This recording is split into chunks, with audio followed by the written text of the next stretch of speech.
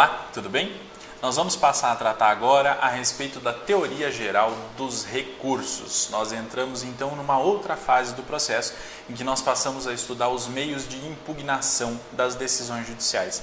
E essa primeira aula a respeito desses meios de impugnação das decisões judiciais, nós vamos ver em caráter geral quais são os princípios e as regras que norteiam a interpretação e a aplicação das normas que tratam dos recursos no processo civil, ok? Então, nós precisamos primeiro entender para que servem os recursos, quais são as suas finalidades. E aí a doutrina elenca uma série de finalidades, dentre as principais delas, reformar decisões judiciais que contenham algum defeito, invalidar decisões judiciais que possuam uma nulidade que possa levar à invalidação, esclarecer determinados pontos da decisão judicial, por exemplo, uma decisão judicial que seja obscura, ela precisa ser esclarecida e, mais do que isso, integrar a decisão judicial. Essas são as 4 finalidades básicas do recurso. Toda vez que se fala na interposição de um determinado recurso, nós vamos ter, via de regra, 2 juízos que são feitos na análise desses recursos.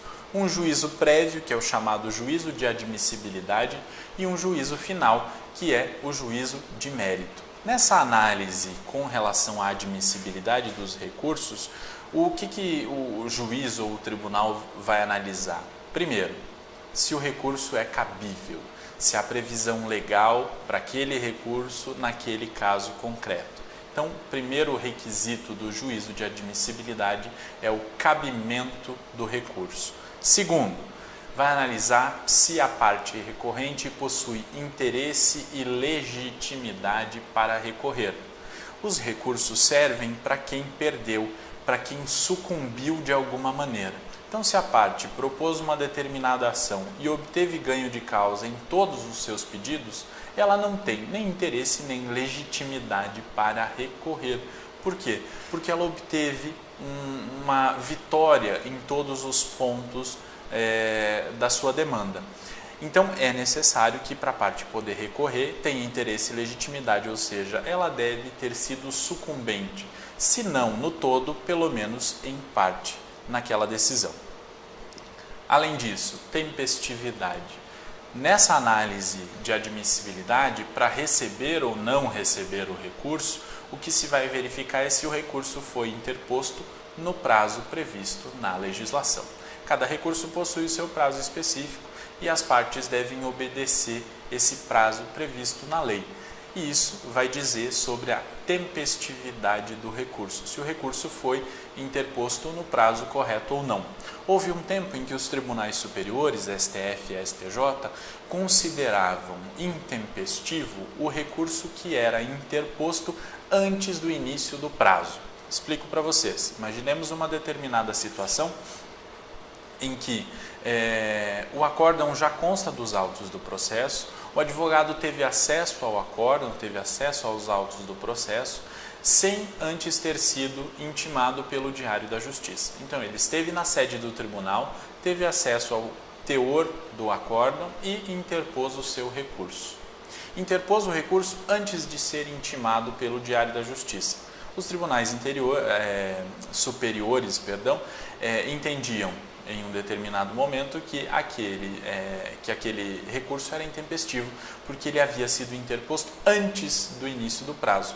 A gente sabe que até o próprio Código de Processo Civil corrige esse erro dos tribunais superiores, que faziam isso justamente para tentar diminuir o altíssimo número de recursos que chegam a esses tribunais, né? Era um entendimento francamente baseado naquela ideia de jurisprudência defensiva que cria barreiras de acesso aos tribunais superiores e barreiras que são indevidas, barreiras que são ilegítimas. Muito bem, então tempestivo é aquele recurso que tenha sido interposto até o dia do seu prazo final.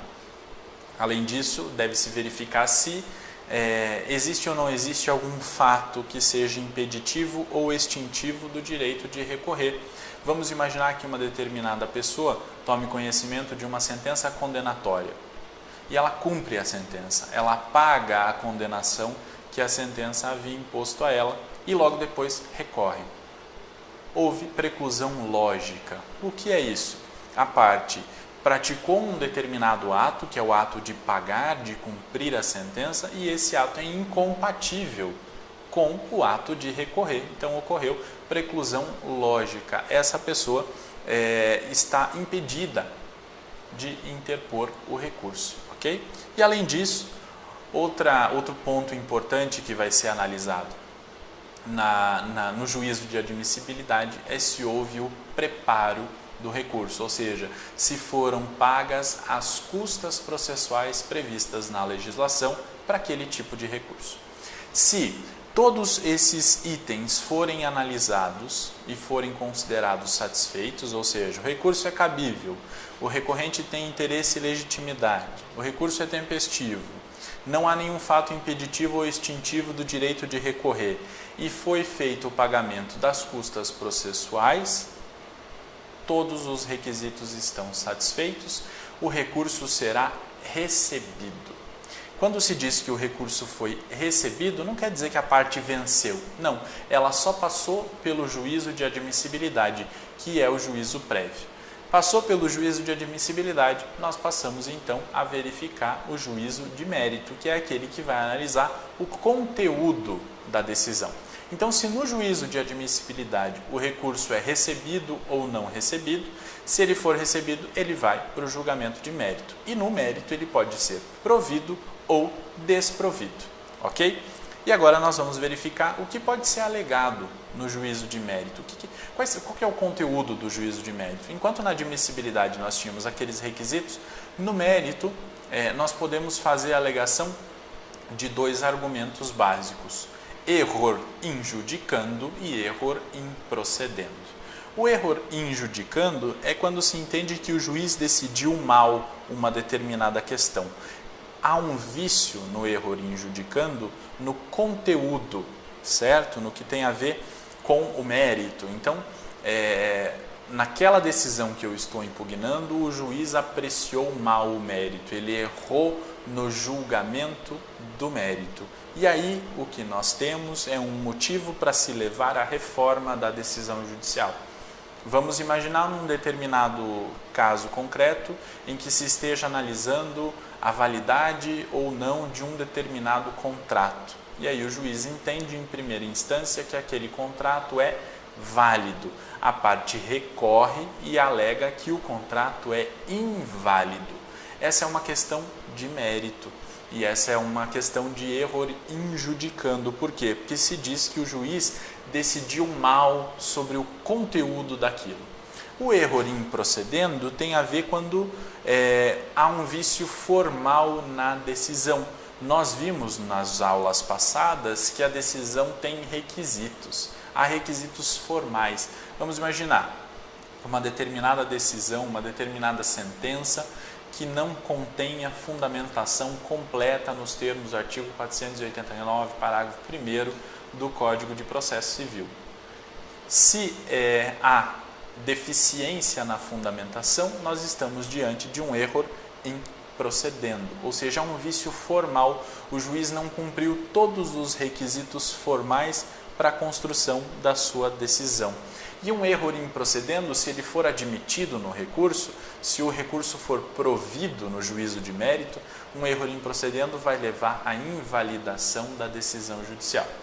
Então, fazendo a diferença, um erro injudicando, como é um erro com relação ao conteúdo, a forma da decisão está perfeita.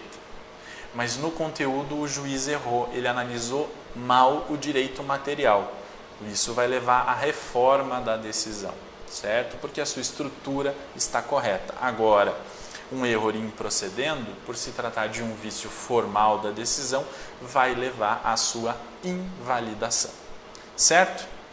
Mesmo que o conteúdo esteja adequado, mesmo que o juiz tenha decidido bem com relação ao mérito, se houve um vício formal, essa sentença precisa ser invalidada, ou essa decisão precisa ser invalidada, corrigido o vício formal, proferida uma nova decisão sem esse vício formal. E esses dois são os conteúdos do que o tribunal considera de juízo do mérito do recurso.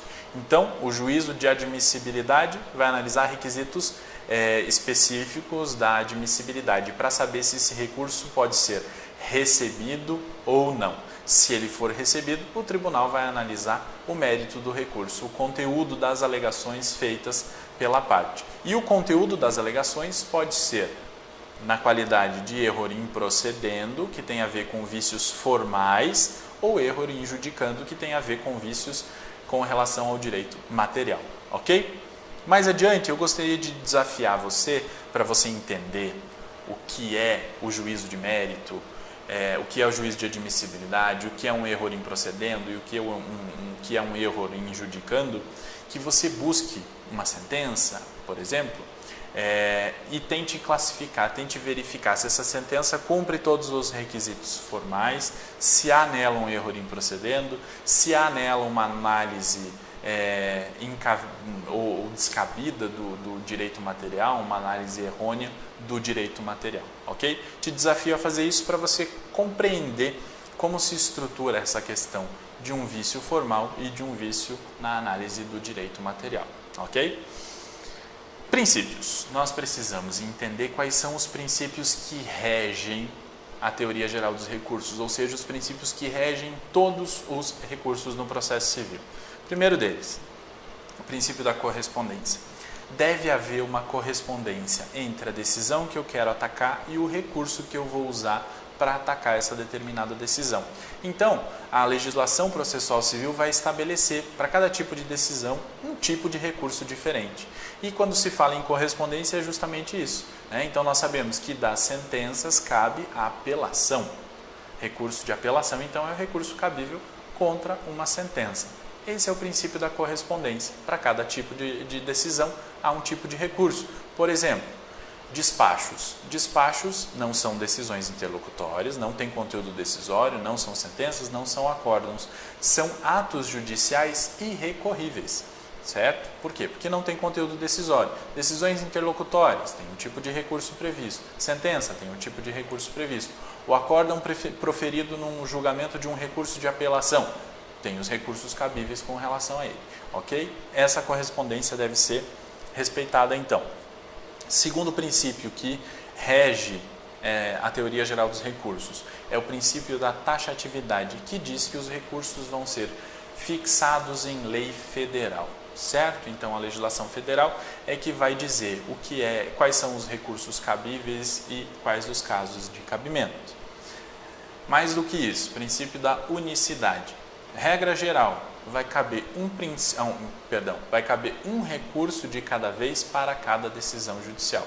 Há uma exceção que é bastante conhecida, que é para o caso de caber contra a mesma decisão ao mesmo tempo um recurso especial para o STJ e um recurso extraordinário para o STF. E isso se dá porque as competências desses tribunais são diferentes. O STF tem uma competência constitucional e o STJ tem uma competência infraconstitucional. Então pode ser que sobre a mesma decisão, sobre o mesmo acórdão proferido pelo Tribunal de Justiça num recurso de apelação, por exemplo, caibam dois recursos. Um recurso especial para o STJ e um recurso extraordinário para o STF, porque as matérias são diferentes. Entretanto, a regra geral é que vai caber sempre um recurso por vez para cada decisão judicial. Outro princípio é o princípio da fungibilidade. Que se diz da fungibilidade é a possibilidade de, embora tenha sido interposto um recurso, ele possa ser admitido como se fosse outro recurso. Mas isso não se dá em qualquer momento. Vamos imaginar que uma determinada parte tenha interposto um recurso de agravo de instrumento contra uma sentença. Nós sabemos, a legislação é clara ao afirmar que contra a sentença cabe recurso de apelação. Não há dúvidas com relação a isso. Então o que aconteceu foi um erro muito crasso, né? De alguém que diante de uma sentença interpõe um recurso de agravo. Aí nesse caso não seria possível que aquele agravo fosse recebido como um recurso de apelação. Por quê? Porque o erro é muito grave. Então, para que seja aplicado o princípio da fungibilidade, nós temos duas regras básicas. Primeiro deles, não pode haver má-fé da parte, então ela errou, mas ela errou sem má-fé, ela errou de boa-fé, e não pode haver um erro grosseiro. Isso quer dizer o quê? tem que haver uma dúvida concreta a respeito de qual recurso seria cabível para aquela decisão, para que se possa considerar que houve um erro desculpável, não foi um erro grosseiro, ok? Outro princípio, que é o princípio da proibição da reformatio impejus. Eu não posso, então, reformar uma determinada decisão contra a qual tenha sido interposto um recurso em desfavor daquele que recorreu, certo? Então, vamos imaginar, o autor entrou com uma ação contra o réu foi condenado a pagar 10 mil reais para o autor. E aí o réu recorre daquela decisão. Só o réu recorre. Ele recorre, no seu recurso ele diz que a decisão foi equivocada, que o valor firmado foi muito alto e requer a redução do valor para 5 mil reais. Ok? No julgamento do recurso, o tribunal não pode, por exemplo, aumentar o valor de 10 para 15, ou para 20, ou para 30. O que ele pode fazer seria reduzir o valor. Por quê? Porque há uma proibição da reformatio impejus. Eu não posso reformar para prejudicar aquele que recorreu, né? Seria diferente, por exemplo, se tivesse um recurso do autor e um recurso do réu. Então, o réu foi condenado a pagar o valor de 10 mil reais, mas o autor quer 20. E aí o autor recorre e pede para que o tribunal aumente de 10 para 20. Também o réu recorre e pede que o tribunal reduza de 10 para 5. Aí o tribunal vai poder analisar no julgamento de cada um desses recursos. Vai reunir os dois recursos, vai julgar esses dois recursos ao mesmo tempo e aí sim vai poder aumentar de 10 para 15 ou de 10 para 20, porque houve um pedido, houve um recurso em que isso foi pedido, né? Diferente do exemplo que eu dei, se somente o réu tivesse recorrido, ele recorreu porque ele foi condenado a pagar 10 e ele quer que o valor seja reduzido para 5. O autor não recorreu, o autor considerou que aquele valor arbitrado de 10 mil reais estava de acordo com a sua pretensão. Então, se ele não recorre, eu não posso aumentar o valor. Se só o réu recorre, o que eu posso fazer é manter o valor ou reduzir o valor, certo? Porque eu estou proibido de reformar a decisão para prejudicar aquele que recorreu sozinho, certo? Muito bem. Outro princípio que tem a ver com a teoria geral dos recursos e talvez seja um dos princípios mais básicos desse sistema recursal é o princípio do duplo grau de jurisdição, que é aquele que oportuniza às partes a possibilidade de buscar sempre um segundo grau para reanálise daquela questão. Há uma discussão na doutrina se esse princípio tem natureza constitucional ou não tem. Eu recomendo que, se você tiver dúvidas com relação a isso, você busque. A doutrina vai discutir isso de forma muito intensa. Há quem diga que o princípio do duplo grau de jurisdição não está previsto expressamente na Constituição Federal, então ele não pode ser considerado um princípio constitucional. Há quem diga que ele deve ser considerado um princípio constitucional porque, muito embora ele não esteja previsto na Constituição Federal de forma expressa, a Constituição prevê a existência de tribunais e isso implicitamente prevê, então, o princípio do duplo grau de jurisdição. É uma discussão que você pode aprofundar mais adiante, mas o que interessa é que ele é considerado sim um princípio que rege o sistema de recursos no processo civil. Há alguns casos em que não se aplica o princípio do duplo grau de jurisdição. Por exemplo, no procedimento dos juizados especiais cíveis, as decisões interlocutórias, são aquelas proferidas no decorrer do processo, são irrecorríveis. Isso é uma forma de mitigar o princípio do duplo grau de jurisdição. Mas isso não quer dizer que ele deixe de ser um princípio, ele continua ainda sendo um princípio que oportuniza, via de regra, o acesso a pelo menos a um segundo grau de jurisdição para que a parte possa buscar a reanálise do seu caso, ok? Por um outro órgão. Muito bem. Entendidos esses princípios que norteiam a teoria geral dos recursos, nós precisamos conhecer agora os efeitos da propositura dos recursos. São os efeitos genéricos que nós vamos passar aqui, daí quando nós formos estudar cada um dos recursos, nós vamos estudar quais são os seus efeitos específicos. Então, são basicamente 3 efeitos dos recursos. O primeiro deles é obstar a preclusão e a formação da coisa julgada. Se houver a previsão de um recurso para aquela decisão e o recurso for interposto no prazo certo, enquanto ele não for julgado, enquanto não passar o prazo do último recurso previsto, não vai acontecer a coisa julgada. Por quê? Sempre que eu interponho um recurso, eu obsto a formação da coisa julgada. Eu alargo a discussão, eu deixo essa discussão correndo por mais tempo. Além disso, o efeito clássico devolutivo, em que se devolve ao tribunal a apreciação daquela questão, é como se eu, tendo uma determinada controvérsia, levo ela ao Poder Judiciário, ofereço essa controvérsia ao Poder Judiciário e peço a ele uma solução dessa controvérsia. Ao proferir a sentença de primeira instância, por exemplo, o juiz me devolve a controvérsia e diz assim: a solução é esta. Se eu não me conformo com esta solução, eu interponho um recurso daquela sentença. Ao interpor esse recurso daquela sentença, eu devolvo ao Poder Judiciário, e é um tribunal de segunda instância, a apreciação daquela questão. E assim sucessivamente, ok? E além disso, o efeito suspensivo. Há alguns recursos que têm o efeito de suspender a eficácia da decisão judicial. A decisão judicial não pode, por exemplo, ser executada enquanto o recurso não tenha sido julgado. Ok? Esses são os efeitos básicos. Como eu falei, nós vamos aprofundar depois muito mais o estudo dos recursos em espécie e quais são os efeitos específicos desses recursos. Ok? O artigo 998 vai tratar sobre a possibilidade de desistência recursal.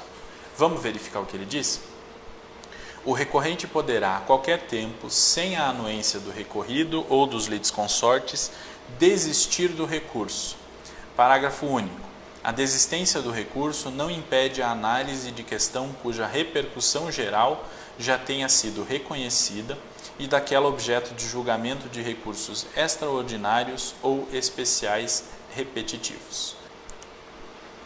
Como a gente pôde ver no caput do artigo 998, é possível a parte que recorreu desistir a qualquer momento daquele recurso, o que diferencia muito da desistência na primeira instância, Então a gente lembra que se o autor quisesse desistir depois que o réu já tinha sido citado, se ele quisesse desistir da ação ele poderia, desde que o réu concordasse. Em sede recursal já não é mais assim.